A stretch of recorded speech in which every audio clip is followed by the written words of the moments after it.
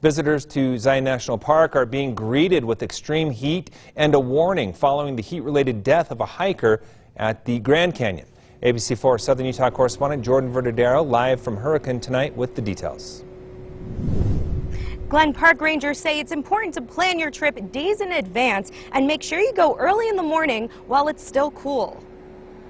Over 24 emergency calls have been made in Zion this year. The majority of them just in the last 3 weeks due to the heat, according to Zion National Park's Chief Ranger Daniel Fagergren. Over the weekend, we had about a half dozen occur on the Western Trail, all within about a 2-hour period. In southern Utah, the temperature's been closer to 110 degrees for the majority of the past 2 weeks, according to ABC4 meteorologist Cesar Cornejo. We're kind of hitting territory where you see temperatures usually around what we see in July and August, but in the middle and early parts of June. Fagergren says if your core body reaches 103 degrees and stays there, you could experience heat stroke. It's usually red or sunburned, muscle cramps, they get nauseous, vomiting. Fagergren says if you notice someone experiencing a heat-related illness, call 911 and get them to shade immediately and cool them off. Know what the temperature is, know what the weather's doing, know what kind of hike you're doing, and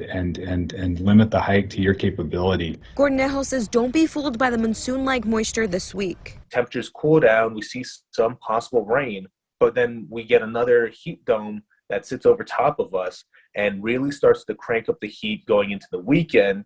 And that's where people get, unfortunately, caught off guard and become susceptible to heat illness. And wear sunscreen to prevent a sunburn that can make a heat-related illness worse. Rangers say make sure you're keeping plenty of water on hand, mixing electrolytes in with your water, and even keeping salty snacks can help prevent you from a heat-related illness. Reporting live in Hurricane, I'm Jordan Verdadero, ABC4 News.